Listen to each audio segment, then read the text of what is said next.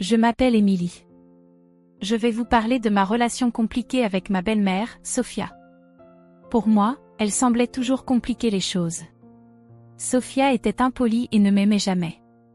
Mon mari, William, et moi avons vécu loin d'eux pendant un certain temps, donc Sophia ne pouvait pas trop nous déranger. Mais nous devions nous soucier davantage d'elle lorsque William a trouvé un emploi près de chez eux.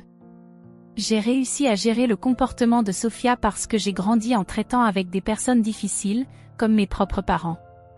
Heureusement, Benjamin, le père de William, a toujours été gentil avec moi. Mais la partie difficile était que Sophia passait du temps avec ma fille Luna, qui avait 9 ans à l'époque. Luna adorait ses grands-parents, et ils étaient les seuls qu'elle connaissait bien, car je n'avais pas de contact avec mes propres parents. Même si Sophia et moi avions nos problèmes, je les mettais de côté pour le bien de Luna. Je voulais que Luna ait une bonne relation avec ses grands-parents. William tenait aussi beaucoup à sa famille, donc je ne pouvais tout simplement pas exclure Sophia de nos vies. Luna aimait passer du temps avec ses grands-parents, mais Sophia causait encore des problèmes de temps en temps. Sophia critiquait sans cesse le régime alimentaire de Luna, disant que je ne la nourrissais pas correctement. Elle pensait que Luna avait besoin de plus de noix pour les protéines, mais Luna était allergique aux noix, et même l'odeur la rendait malade. Je l'avais dit à Sophia à de nombreuses reprises, mais elle n'écoutait pas. Elle disait que Luna devait manger des noix pour surmonter son allergie et me traitait de mauvaise mère. Je savais que tu dirais ça, Sophia. Nous avons parlé au médecin, et les repas de Luna sont équilibrés. Ne pas manger de noix ne va faire de mal à personne, mais cela peut rendre Luna très malade, lui avais-je dit. Même après avoir expliqué et écouté le médecin, Sophia n'a pas changé d'avis. Elle pensait qu'exposer Luna aux noix l'aiderait à surmonter son allergie. J'étais fatiguée de discuter avec elle et fatiguée d'être traitée de mauvaise mère. Sophia avait même essayé de faire manger des noix à Luna, mais Luna connaissait bien son allergie et disait toujours non. De plus en plus préoccupée par ce que Sophia pourrait faire, j'ai décidé d'en parler à William. Je suis vraiment inquiète de laisser Luna seule avec Sophia. J'ai peur qu'elle lui donne des aliments auxquels elle est allergique, pensant que cela l'aidera à surmonter son allergie, lui avais-je dit. Ne t'inquiète pas tant, Émilie. Ma mère peut avoir des idées dépassées, mais elle connaît ses limites, et mon père est toujours là pour intervenir si les choses dérapent. Luna adore être avec ses grands-parents, et nous ne pouvons tout simplement pas l'empêcher de les voir, William m'a dit pour me rassurer. Mais Sophia continue d'ignorer les allergies de Luna. J'ai vraiment peur pour la sécurité de Luna chaque fois qu'elle est avec eux sans moi. Nous devons en parler. Je ne peux pas continuer à m'inquiéter ainsi, j'ai insisté. Relax, Émilie. Il n'y a pas besoin d'empêcher Luna de voir mes parents juste à cause de ce petit problème. Luna adore être avec eux. Et si tu t'inquiètes pour ma mère, je vais lui parler. Elle va m'écouter, William m'a assuré. Ses paroles avaient du sens. Luna aimait vraiment être avec ses grands-parents, donc je ne pouvais pas l'en empêcher. Si Luna avait dit qu'elle ne voulait pas les voir, j'aurais respecté sa décision. Mais je n'avais pas réalisé que même William ne pourrait pas changer le comportement de Sophia. À la fête des 11 ans de Luna, les choses ont atteint leur paroxysme. Benjamin et Sophia sont venus pour la fête. Je ne savais pas pourquoi Sophia semblait si excitée, ce qui me mettait mal à l'aise. J'ai été surprise quand ils sont arrivés si tôt, car Sophia n'avait pas l'habitude de rester près de moi. « Joyeux anniversaire, Luna », dit-elle en donnant à Luna un grand cadeau emballé dans du papier d'anniversaire. « C'est ton cadeau. Je t'ai apporté quelque chose de très spécial de la part de ta grand-mère. » Après que Luna ait remercié Sophia, elle a déclaré « Waouh, quel cadeau merveilleux ! Qu'y a-t-il à l'intérieur, mamie ?» Luna, je ne sais pas non plus. Ta grand-mère l'a choisi et ne m'a pas dit ce qu'il y a dedans. Nous découvrirons quand tu ouvriras, dit Benjamin. Allez, ouvre le cadeau de ta grand-mère et vois ce qu'elle t'a offert. Je parie que tu vas adorer, ma chérie. Je serai ta grand-mère préférée de toutes, dit Sophia avec enthousiasme. J'ai hâte de voir ce que tu m'as donné, mamie. Je suis tellement excitée. Nous ouvrirons tous les cadeaux après avoir coupé le gâteau, Luna. Laisse tes amis arriver, et dès que nous aurons fini le gâteau, tu pourras commencer à ouvrir les cadeaux, ai-je suggéré. Non, Luna doit ouvrir mon cadeau avant de couper le gâteau. C'est pour ça que je suis venue tôt, pour lui donner mon cadeau spécial, insista Sofia. Bien que je soupçonnais le comportement de Sofia, Luna semblait vraiment heureuse de recevoir un cadeau aussi génial de sa grand-mère. Le gros paquet lourd rendait Luna encore plus excitée, et elle était impatiente de voir ce qu'il y avait à l'intérieur. Elle voulait commencer à ouvrir les cadeaux lorsque tous ses amis seraient là. J'ai accepté de laisser Luna ouvrir le cadeau de Sofia avant le gâteau, car Sofia avait insisté que cela devait être ainsi. Je ne voulais pas contrarier Luna le jour de son anniversaire, alors nous avons continué. Mais je ne savais pas encore que cela allait devenir un véritable désastre. Luna et ses parents allaient être trahis par la seule personne en qui ils avaient confiance. Sofia n'a pas seulement gâché l'anniversaire de Luna, mais elle a également retourné tout le monde contre elle. Quand Luna a ouvert le cadeau, elle a découvert un grand gâteau avec son nom dessus. Elle a été heureuse pendant un instant, mais ensuite elle s'est évanouie.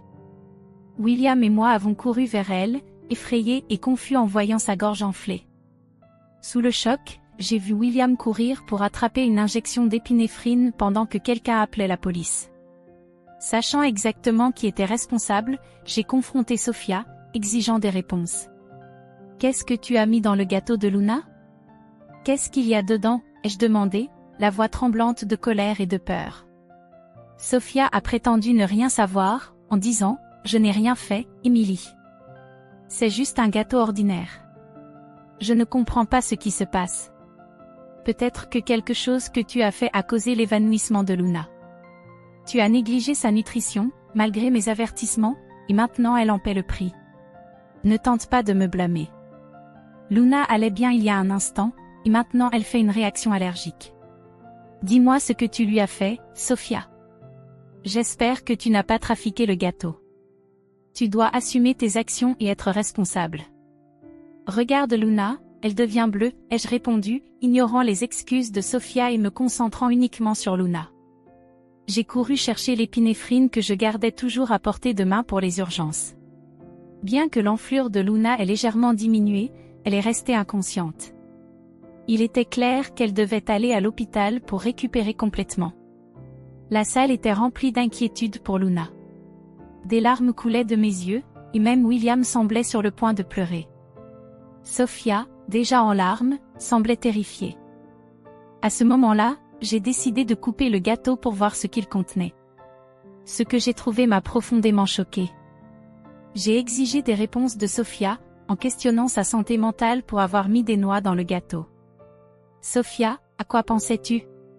Tu as ignoré mes avertissements et mis des noix dans le gâteau, mettant en danger la santé de Luna.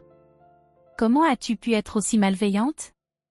Je voulais juste aider Luna, pas lui faire de mal. Je n'aimais pas qu'Emily soit si stricte avec le régime de Luna. Bien qu'il soit vrai que Luna puisse avoir des réactions parfois, je pensais qu'en lui donnant progressivement des noix, cela pourrait l'aider, argumenta Sofia. Ma frustration a explosé lorsque je l'ai confrontée, disant « Tu es folle ? Notre fille est allergique aux noix. Elle aurait pu mourir à cause de cette réaction. Qui t'a donné le droit de décider comment gérer ses allergies ? Regarde le désordre que tu as créé. En tant que grand-mère, j'ai le droit de m'occuper de Luna. Elle va bien. Vous exagérez. Vous essayez juste de me faire peur, répondit Sofia. Je suis sûre que tout cela fait partie du plan de Camilla pour me faire passer pour la mauvaise. Mais je suis restée ferme. Écoute, Sofia, si les choses ne se passent pas comme je le veux aujourd'hui, tu seras dans de sérieux problèmes. En ce moment, tout ce qui m'importe, c'est la santé de Luna. À cet instant, l'ambulance est arrivée avec les ambulanciers. Ils ont pris soin de Luna et l'ont emmenée à l'hôpital, et nous les avons suivis de près. Les médecins nous ont dit que Luna aurait besoin de temps pour se réveiller et qu'elle devrait rester à l'hôpital pendant 1 ou 2 jours. Nous étions tous submergés par l'émotion. Je me suis effondrée à l'hôpital, trouvant du réconfort dans les bras de William.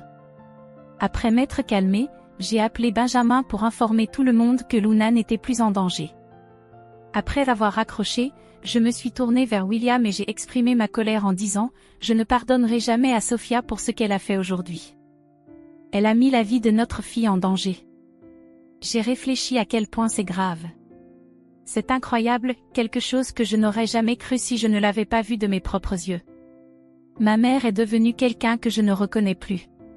Elle a fait tout cela juste pour me faire passer pour une mauvaise mère.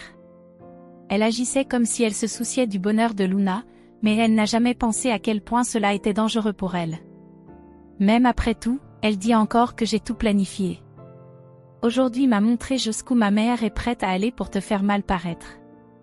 Je suis désolée de ne pas l'avoir réalisé plus tôt et de ne pas avoir fait plus pour la tenir éloignée de nous. Je dois protéger Luna de la mauvaise influence de ma mère. J'ai échoué en tant que mari et en tant que père. William commençait à réaliser la gravité de la situation. Et Benjamin, qui avait toujours été un bon grand-père, était clairement bouleversé par les actions de Sophia. Cette fois, elle était allée trop loin. Bien qu'elle s'en soit tirée d'autres fois, nous n'allions pas la laisser s'en sortir facilement cette fois-ci. Nous avons décidé à ce moment-là que nous ne pouvions plus permettre à Sophia de continuer à blesser Luna. Ces actions représentaient une menace pour la sécurité de Luna, et nous ne pouvions pas permettre qu'elle continue à causer des problèmes dans nos vies. Sophia n'était plus la bienvenue dans notre famille. Nous étions déterminés à protéger Luna et à garantir qu'elle grandisse dans un environnement sûr et aimant. Ce ne serait pas facile, mais pour le bien de Luna, c'était une décision que nous étions prêts à maintenir. Après une conversation sincère, mon mari et moi avons rapidement pris une décision alors que Luna était encore à l'hôpital. Il était temps de rentrer chez nous. Benjamin, Sophia et quelques invités étaient restés, anxieux d'avoir des nouvelles de l'état de Luna. Cela nous a donné l'occasion parfaite d'aborder les actions de Sophia. Quand nous sommes rentrés à la maison, 4 heures s'étaient écoulées depuis l'incident. Dans le salon, nous avons trouvé Benjamin en train de réprimander Sophia, tandis qu'elle semblait indifférente, occupée sur son téléphone. Le gâteau d'anniversaire intact était tristement à côté d'eux, un rappel douloureux de ce qui s'était passé. Malgré ma tristesse, j'ai contenu mes émotions. Quand ils nous ont remarqués, Benjamin et Sophia se sont rapidement approchés. « Je viens de recevoir une mise à jour », ai-je dit. Luna est entre de bonnes mains et va bientôt se rétablir. Bien qu'elle soit encore inconsciente, les médecins sont optimistes. Heureusement que Luna va bien. J'étais tellement inquiète, mais il semble que tout va bien. Ce n'était même pas un gros problème. Luna va bien, et son allergie aux noix va disparaître bientôt, déclara Sophia. À ce moment-là, William libéra toute sa colère contre Sophia, la réprimandant pour tout ce qu'elle avait fait. Benjamin se joignit à lui, exprimant sa déception, et les invités, visiblement choqués, regardaient Sophia avec désapprobation. J'étais également pleine de colère. « J'en ai assez de toi, Sophia », ai-je déclaré. « Nous t'avons donné tellement de chances de changer. Même après tes actions qui ont conduit ma fille à l'hôpital, tu ne montres aucun remords. C'est la fin. Tu ne t'approcheras plus jamais de Luna ou de notre famille. Tu n'es plus la bienvenue dans cette maison. Tu ne peux pas me dire où je peux aller. Ton fils ne va pas m'éloigner sans raison. Je ne te laisserai pas m'empêcher de voir ma petite fille simplement parce que nous ne sommes pas d'accord sur la façon de l'élever, rétorqua Sophia. Non, maman, répondit fermement William. Tu n'es plus la bienvenue près de moi ou de ma famille. Papa peut venir quand il veut, mais toi non. Il est le seul grand-père sensé que Luna a. Il a fait de son mieux pour garder Luna en sécurité, mais aujourd'hui, tu l'as mise à l'hôpital et tu as agi comme si c'était la bonne chose à faire. Je ne peux pas laisser quelqu'un d'aussi insensible s'approcher de ma fille. Sophia ne pouvait pas croire que son propre fils se retournait contre elle. Elle avait toujours compté sur le soutien de William, sans se rendre compte qu'il était rationnel, contrairement à elle. Même les invités avaient commencé à la critiquer. Sophia se sentit acculée, sans personne de son côté, même pas Benjamin. Elle nous a crié dessus, désespérée, me reprochant de conspirer contre elle. « Émilie, tu es responsable de tout ça. Vous vous êtes tous retournés contre moi. Je ne te pardonnerai jamais pour ça. C'est toi qui devrais demander pardon. Ton comportement a nui à ta réputation et t'a éloigné de Luna. Je vais te poursuivre pour les droits des grands-parents. Je vais t'emmener au tribunal, et le juge me permettra de parler à Luna. Attends de voir. Je n'ai besoin de personne pour me soutenir. » J'ai répondu fermement, tu n'auras pas beaucoup de chances d'obtenir des droits de grands-parents depuis la prison. Je suis sûre que le juge trouvera bien drôle qu'une criminelle demande un droit de visite après avoir mis sa propre petite-fille en danger. Sophia protesta. « De quoi parles-tu, Emily ? Pourquoi irais-je en prison ? Je n'ai rien fait de mal. » « Rien fait, répliquai-je. Ce que tu as fait est un crime, Sophia. Tu peux être emprisonnée pour avoir consciemment exposé un enfant à des allergènes, c'est considéré comme une forme d'empoisonnement. Peut-être que tu ne t'en es pas rendu compte, mais William et moi l'avons bien compris. Nous avons déjà appelé la police pour toi, et regarde, les voilà qui arrivent pour t'arrêter. » Sophia, dans le déni, insista. « Non, tu mens. Cela ne peut pas arriver. Tu ne peux pas m'arrêter pour ça. » L'expression de panique sur le visage de Sophia montrait son désespoir alors qu'elle suppliait pour que nous retirions les accusations. Des larmes coulaient sur son visage, et elle commença à paniquer. À ce moment-là, 2 policiers entrèrent et annoncèrent qu'elle était en état d'arrestation. Elle agrippa mes mains, suppliant pour que nous ne l'envoyions pas en prison. William resta impassible, disant aux policiers de l'emmener, tandis que je lançais à Sophia un regard froid, montrant que son jeu trompeur était terminé. Dans une ultime tentative, elle se tourna vers Benjamin, implorant son aide, le suppliant de faire quelque chose. « Benjamin, s'il te plaît. Tu ne peux pas laisser ta femme être arrêtée comme ça, implora-t-elle. Mais Benjamin resta ferme, disant, « Quand ma femme fait quelque chose de vraiment terrible et ne montre aucun remords, je ne vais pas la protéger. Je t'ai prévenu pendant des années de changer, et tu ne m'as jamais écouté. Aujourd'hui, tu as mis notre petite fille en danger. Je voulais juste la protéger, sans réaliser que cela la blesserait autant. S'il te plaît, Benjamin, je suis ta femme, tu dois m'aider, supplia Sophia désespérément. Mais William maintint sa décision, disant fermement, « Sophia, je t'ai déjà coupé de ma vie. C'est la bonne chose à faire, et je compte faire de même. Demain, je contacterai un avocat spécialisé en divorce. Je veux que ça se termine le plus vite possible. Je ne resterai pas avec quelqu'un comme toi. Je vais protéger ma petite fille et mes enfants de toi. » Sophia fut choquée et implora désespérément, « Non, non, non, Benjamin, tu ne peux pas me faire ça. Je suis ta femme. » En l'ignorant, Benjamin dit aux policiers de l'emmener. Sophia continua de pleurer et de supplier de l'aide, mettant un terme tumultueux à un événement qui avait déjà pris fin depuis longtemps. Un sentiment de paix s'empara de moi lorsque William, Benjamin et moi sommes retournés à l'hôpital après le départ des autres invités, visiblement bouleversés par les actions de Sophia. Ils ont promis de raconter à tout le monde ce qu'elle avait fait. Le lendemain, Luna s'est réveillée en se sentant beaucoup mieux, mais elle était terrifiée par Sophia. Luna a pleuré et a supplié que nous la gardions loin de sa grand-mère, expliquant comment Sophia avait essayé de lui faire manger des choses auxquelles elle était allergique. Pour aider Luna à gérer ses sentiments, nous avons trouvé un thérapeute pour elle. En même temps, William et moi avons commencé une thérapie ensemble pour améliorer notre communication en famille. Le soutien de Benjamin a été vraiment important pour nous tous. Grâce à son aide, nous avons commencé à guérir et à nous renforcer en tant que famille. La vie de Sophia a pris un tournant radical pour le pire après l'incident. Ses actions l'ont rattrapée, et elle a dû faire face à de sérieuses conséquences. Lorsque sa propre famille a découvert ce qu'elle avait fait, ils l'ont réprimandée et ont coupé les ponts avec elle. Même ses amis étaient horrifiés par son comportement et ont cessé de lui parler. Sans personne vers qui se tourner, Sophia s'est retrouvée dans une situation désespérée, suppliant tout le monde de lui prêter de l'argent pour sa caution, mais personne ne l'a aidée. Et Benjamin a déposé une demande de divorce dès le lendemain. Sophia a reçu les papiers du divorce alors qu'elle était encore en prison. Recevoir les papiers du divorce l'a rendue furieuse. Au cours des mois suivants, Benjamin a obtenu un divorce rapide, profitant des lois de l'État. Avec le rapport de police comme preuve, notre procédure judiciaire contre Sophia a avancé. Bien que Sophia soit censée payer les frais médicaux de Luna, ses difficultés financières ont conduit à une longue peine de prison. De plus, nous avons obtenu des ordonnances restrictives pour garantir qu'elle reste éloignée de notre famille. Avec la confiance que Sophia n'aura plus l'occasion de s'approcher de nous, nous restons vigilants. Mais si jamais elle essaie de franchir la ligne, elle rencontrera la protection farouche de parents aimants, déterminés à faire tout ce qui est nécessaire pour garder Luna en sécurité.